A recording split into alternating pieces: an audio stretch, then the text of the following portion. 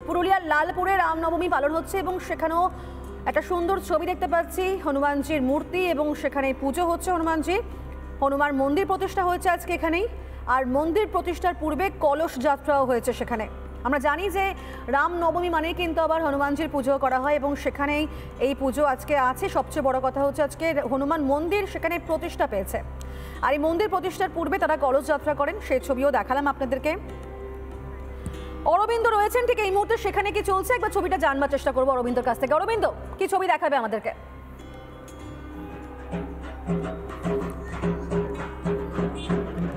একেবারে দেখো উড়াল লালপুরে কিন্তু উচ্ছ্বাসে মেতেছে রাম ভক্তেরা। এখানে নবনির্মিত যে বজরংবলীর মন্দির রামনবমীর দিন আজকে উদ্বোধন হচ্ছে এবং জাতীয় সড়কের পাশে সেই উদ্বোধন দিনে কিন্তু একেবারে ভিড় জমিয়েছে মন্দিরে। এখানে সব থেকে যেটা বড় বিষয়, জাতি ধর্ম বর্ণ নির্বিশেষে প্রত্যেকে এখানে যোগদান দিয়েছে এবং এখান থেকেই রাম ভক্তেরা কিন্তু জগৎ মঙ্গল কামনা করছেন। এবং এখানে ক্যামেরা পার্সনকে দেখাতে বলবো, পুজোতে প্রচুর ভিড় রয়েছে এবং অন্যদিকে যারা রয়েছেন এখানে উদ্যোক্তা তারা কি বলছেন আজকের দিনে। আমাদের খুব খুশির বিষয় আছে যে আমরা লালপুর বাগাবাদ আজকে বজরংবলী মন্দিরের উদ্বোধন করছি। সকালে আমরা কলসযাত্রা কি বলবেন? আমাদের এই যে লালপুর রাম মন্দিরের উদ্বোধন হয়েছে, প্রতিষ্ঠা পেয়েছে আজকে। আমরা জাতি ধর্ম বর্ণ নির্বিশেষে সমস্ত মা বোনেরা আজ এক জায়গায় পৌঁছেছি। আমরা আজকে খুব আনন্দ, আজ আমরা রামনবমী উদযাপন করতে পারছি। আজ আমরা গর্বিত, আমরা হিন্দু বলে আজ আমরা গর্বিত হচ্ছি। গর্বের বিষয়, ভিতরের ছবিটা দেখাবো তোমাকে, ভিতরের ছবিটা দেখাবো একবার। ক্যামেরা পার্সনকে কাছে আসতে বলবো এবং ভিতরে একেবারে ভিড় রয়েছে এবং জাতি ধর্ম বর্ণ নির্বিশেষে এখানে কিন্তু যোগদান দিয়েছে এবং বজরংবলীর মন্দির আজকে উদ্বোধন হচ্ছে রামনবমীর দিনে। উদ্যোক্তারা আরো কি বলবেন? লালপুর ভাগাবান্ধ বজরংবলী কমিটির পক্ষ থেকে আমি প্রতিমণ্ডল সভাপতি, জাতি বর্ণ সব নির্বিশেষে ভারতের মঙ্গল কামনায় আমরা এই বজরংবলী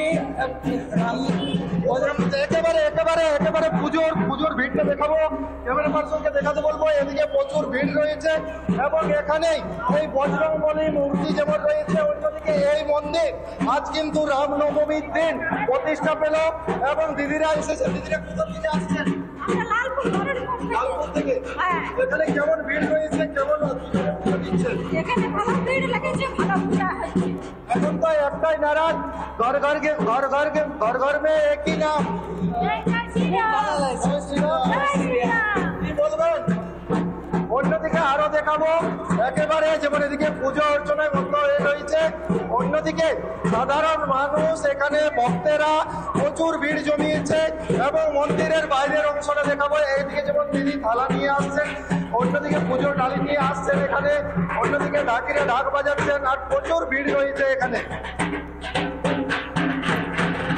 একেবারে সেই ছবি দেখতে পাচ্ছি অরবিন্দ তোমার মাধ্যমে। এই মুহূর্তে তিনটি ছবি আপনাদের সামনে দেখতে পাচ্ছেন। আপনারা নিউ টাউনের ছবি দেখছেন, খড়গপুরের ছবি, একই সঙ্গে অরবিন্দ আমাদেরকে দেখাচ্ছিলেন পুরুলিয়ার ছবি, যেখানে রামনবমী মহা সমারোহে পালন করা হচ্ছে, মন্দিরে পুজো হচ্ছে আজকে। সেখানে কিন্তু হনুমানজির মন্দির প্রতিষ্ঠা হয়েছে এবং মূর্তি প্রতিষ্ঠাপিত হয়েছে, তার আগে কলস যাত্রা হয়েছে। সেই ছবি আরও একবার আপনাদের সামনে।